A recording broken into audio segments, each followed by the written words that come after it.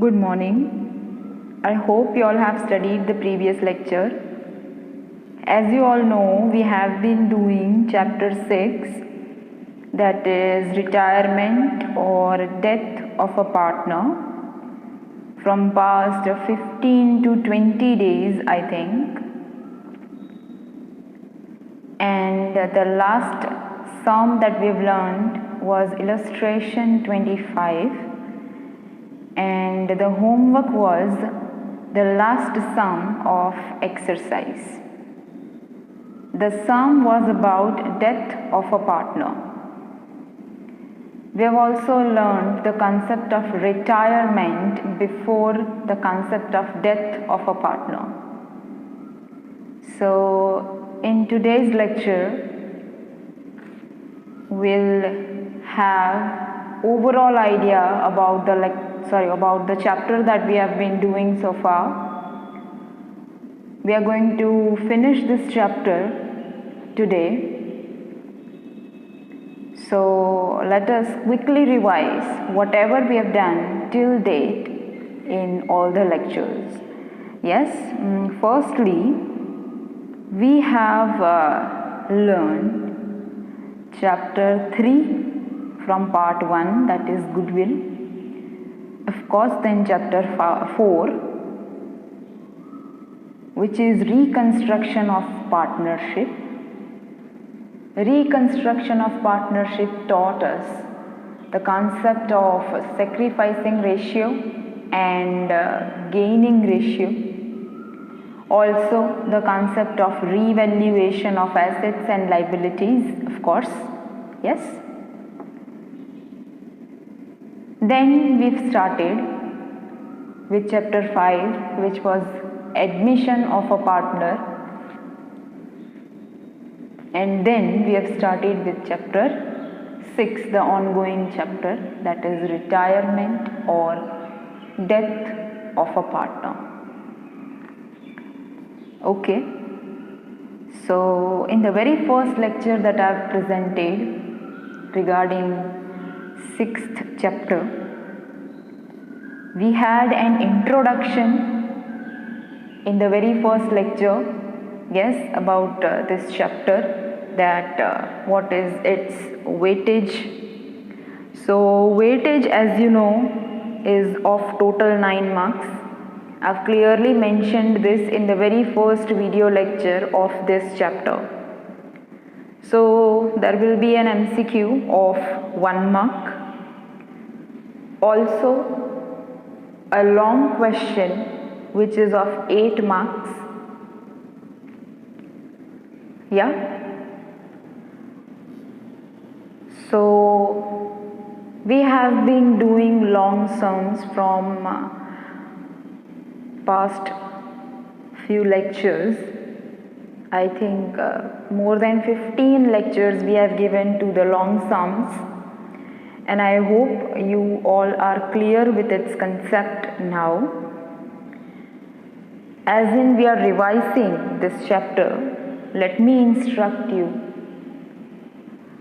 First of all, you need to study the very first video lecture of chapter 6, the theory lecture, in which we have understood the concept of retirement. The theory, I mean, the introduction of the chapter, yes, and also we have learned about the steps for solving a long sum. What are the steps for solving a long sum? It is clearly mentioned in the second video lecture of this chapter, or maybe first. In short, first lecture and the second lecture of this chapter consists of every concept of theory and also the steps, important points, important notes for solving a long sum. So it is really important to study the theory lectures, the beginning 2 lectures thoroughly. Try to understand that, study it repeatedly, and only then you can deal with the long sums. Okay? You should follow the steps for solving a long sum that have been mentioned in the beginning lectures of this chapter. Yes? So let us talk about how the long sum is going to be. We have already discussed this, but just because this is the last lecture for this chapter, we are revising everything in short. So you will be provided with a question, a long question I am talking about, which is going to be of 8 marks in section E of your question paper. Yes, you will be provided with an old balance sheet and an adjustments below the balance sheet, and after adjustments you will be provided with the necessary information about what you are supposed to prepare, that whether you are supposed to write down the journal entries or not, which are the accounts that you are supposed to prepare. Yeah? So everything is instructed sorry, in case they have not mentioned what you are supposed to do, then in such a case you will prepare all the 4 ledger accounts, that is revaluation account, partners capital account, or sometimes an additional current account, then cash and bank, finally balance sheet. Alright? But an important thing is that you will study the question carefully.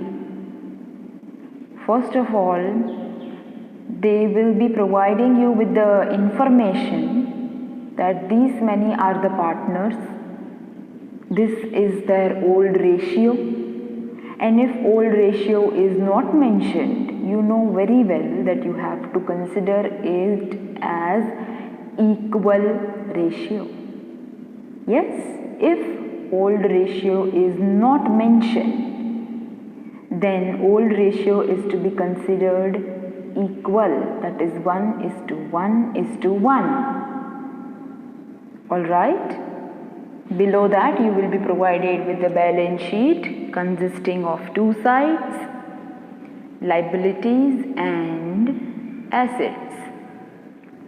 Below that they will write down, they'll provide an information like who is the partner retiring or who is the partner who meets death.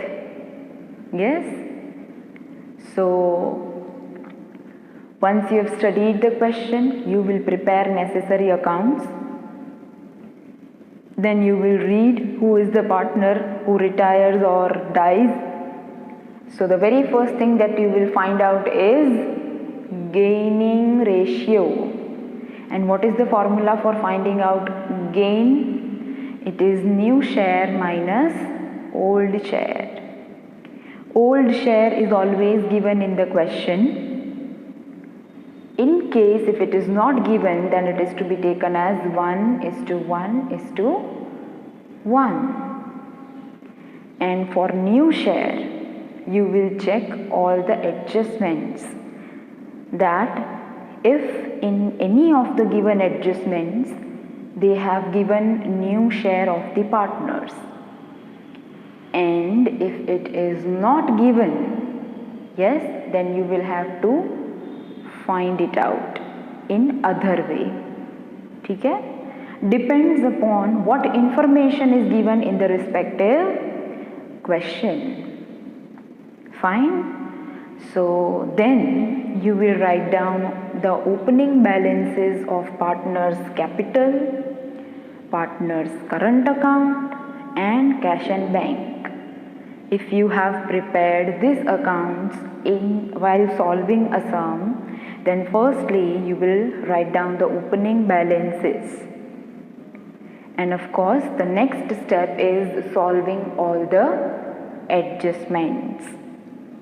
Yes?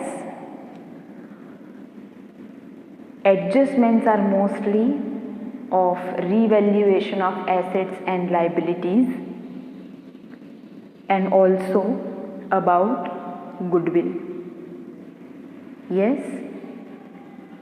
So, revaluation of assets and liabilities. The new value is to be written in the balance sheet of respective assets and liabilities, and the amount of difference, the effect, is to be given in revaluation account. Yeah? Then, once you are done with all the adjustments, you will write down the remaining things to be, the items left to be recorded. You will check your old balance sheet. If there are any reserves and accumulated profits, you will transfer them in partners' capital accounts in their old ratio.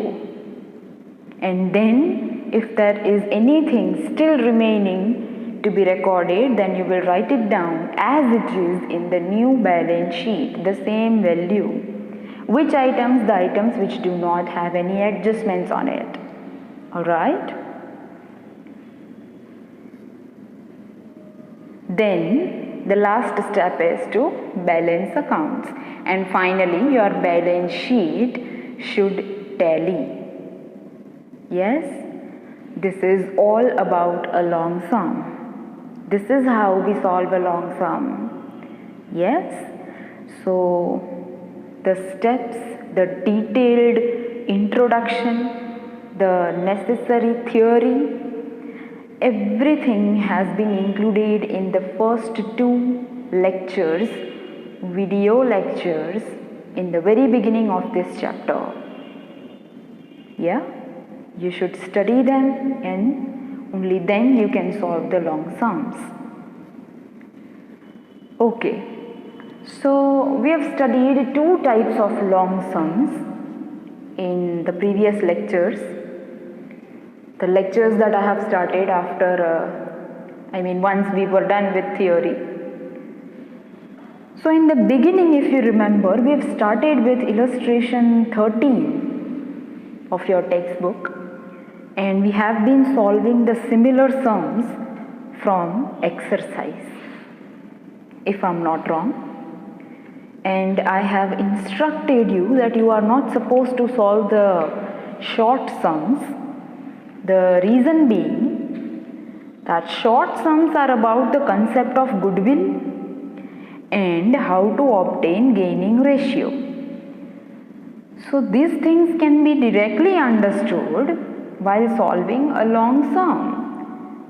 Those short sums, the one we have not done separately, are already included as a part of an adjustment in long sum, and we have understood it while solving a long sum together.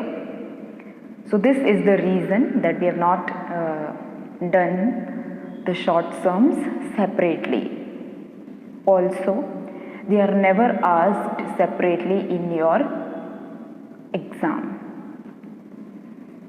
So, we have started with illustration 13, the very first illustration of this chapter, and we have had 2 lectures for each and every sum that we have solved till now, and you have been doing similar kind of sums from exercise.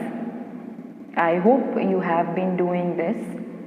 You are doing your homework on regular basis. This is expected. Yeah. So, retirement of a partner. As I said, we have understood 2 types of long sums. The sums that we have done in the very beginning are about retirement of a partner. There are 3 partners. One of them retires. You follow the necessary steps and at the end what do? You find out the amount payable to the retiring partner. This is what you do, right, in the sums of retirement. Yes? And what do? You pay the amount in cash as per the instructions in question, and the second option is that you keep it as a loan. Now, how do you understand that whether you are supposed to pay in cash or you are supposed to keep it as a loan? Whenever in the given question it is clearly instructed that you are supposed to pay the amount in cash, yes, only then you will pay in cash. Otherwise, you will always keep it as a loan. That simply means that while balancing partners' capital accounts, the very first account that you balance is of a retiring partner. Generally, the amount of difference is closing capital, but that cannot be the case here. Why? Because the partner is retiring, is getting separated now. So that cannot be written as balance carried forward. No. Instead, you have to write it as a loan or to cash if you pay. And the second effect for loan is in the new balance sheet liabilities side. This was the only new thing compared to the long sums of chapter 5. Yeah, other than this, things remain constant. Fine then. So, illustration 13 was the first illustration we understood, then followed by illustration 14 with minor variations. Of course, illustration 15 then, and then we have understood illustration 22, if I'm not wrong, and also illustration 21. Yes, and thereafter I think we have understood the concept of death of a partner. Yes. So this is something new. Obviously we know the concept now. From past 4 lectures we have been doing sums and theory related to the death of a partner. As I said about retirement of a partner, on an average we have done 5 illustrations. Yes? 5 to 6 or maybe 4 to 5. And the sums of similar kind you have been doing in homework. Yes? So you must have developed a good habit of solving a long sum, I think. So the remaining sums, the one which are left to be solved, are to be done by you. You have to solve them on your own. You have to try that. Okay? But before that, you should study these lectures first. Only then you are going to do the remaining sums. Alright? Fine then. So talking about the death of a partner, I have started this concept few days ago. The very first lecture about death of a partner, the same chapter, chapter 6, was a theory lecture.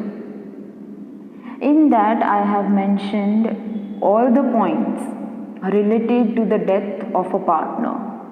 That what are the changes taking place at the time of the death of a partner. how to deal with the amount payable to the deceased partner, to whom it is payable. Of course, not that person, because the person is not alive. Obviously, is to be paid to the heirs of the partner. The executor's account, executor's loan account. Yes, these are the things that we have understood in while solving the long sums of deceased partner, death of a partner. Yes? Before that, we have had a long idea, the theoretical idea, and also then we have understood about the specimen of deceased partner. I mean, deceased partner's capital account, which was nothing new. It was just similar to the partner's capital accounts that we have been preparing in the previous long sums. The only difference was that you were supposed to split that account. Earlier you were preparing 3 columns in partner's capital accounts. Now just you have to prepare a single column. Let it be deceased partner's capital account or executor's account. Yes? You have to credit the balances payable to deceased partner, and you have to debit the amount payable by deceased partner. And you will write off the losses, and you will credit general reserve, credit balance of profit and loss, the share of goodwill, etc., etc. Okay? So once we were done with the concept of theory, we understood illustration 24 in context with that. Illustration 24 was the very first sum related to the concept of death of a partner. The sum was quite simple. In that you were supposed to prepare only you were supposed to find out the amount payable to Z's executor by preparing his capital. There were 3 partners. Yes? I hope you have your textbook with you. The illustration that we are talking about right now is on page number 254, and I think of course you remember this as you have studied the video lectures. Alright. So the sum was quite short. You were supposed to prepare the capital account of the deceased partner, I mean the partner who died. Yes, it was very simple. Simply speaking, it was just the capital account of the partner who died. You have prepared it in the similar way you prepare for retiring partner. The only difference is that the amount that you used to transfer to a partner's loan account in the case of retirement, instead of that you just wrote to executor's account. Alright. Then we have understood illustration 25. The last sum that we have completed in previous lecture, the last sum for the chapter. It was illustration 25. Illustration 25 again is about death of a partner. But an additional thing to this illustration was that you were also supposed to prepare executor's loan account. Not only executor's account, but also executor's loan account. Why? Because in that particular sum there was an additional adjustment which says that you are supposed to pay the loan in 2 equal installments with so and so rate of interest. In the previous sums there was no instruction about how do we pay the amount of loan even to the retiring partner, but this concept is given in illustration 25, which is about death of a partner. Yes? So we have understood how to prepare a loan account. Preparing loan account is not at all hard, but it is new, completely new. So you should watch that particular lecture on repeat mode whenever you get sufficient time to study. You need to watch it at least twice or maybe thrice for a clear understanding. Yes? So with illustration 25 and the last sum of your exercise being your homework, we completed this chapter. Yes? So overall lectures, the very first lecture was introduction. There is one lecture for introduction.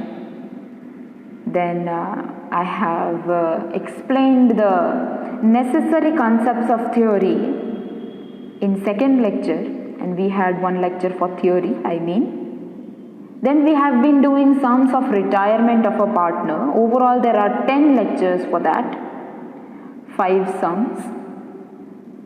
Each sum is of 2 lectures. As you know, these are long sums. It is not possible to finish them in one single lecture. Then about the concept of death of a partner, overall there are 4 lectures. The very first of this is theory lecture. Then it is about a short illustration, which was quite simple, of illustration 24. And then we had started with illustration 25, the third lecture of death of a partner. And the fourth and last lecture, the previous lecture to current lecture, we have finished illustration 25 about the executor's loan account. Yes? So, introduction and theory 2 lectures plus 10 lectures of sums of retirement is 12 lectures, and death of a partner 4 lectures. So overall this is 16 lectures. Yes? So perfectly 16 lectures you have to study. If you haven't paid proper attention, then you should watch it again from the very beginning for a proper understanding. Yeah? Maybe there might be 1 or 2 lectures more or less. Please see to it. But as far as I know, the proper understanding of the chapter is possible in this many lectures if you study them carefully. So here is a request that you will study all the video lectures thoroughly, and you will study them in order from the very beginning. And also you will try to solve the remaining sums and illustrations that I haven't taught you. You will make your own efforts to solve them, excluding short sums. You don't have to solve short sums, only long sums. So finally, we have completed chapter 6 successfully. Hope you all were regular in these lectures, and if not, then you are having these lectures on YouTube. You should watch them thoroughly. Please study properly, and you prepare your fair book with the daily homework in it. In all the lectures, the homework that has been given to you, you are supposed to do in your fair book with the order of lectures. Fine? So chapter 6 is completed, and we are going to start with chapter 7, the very next chapter to 6th chapter in part 1, that is dissolution of partnership firm. Yes? From next lecture we are going to start the new chapter, that is chapter 7, Fine. So we'll see you all in the next lecture. Till then, stay home and study well.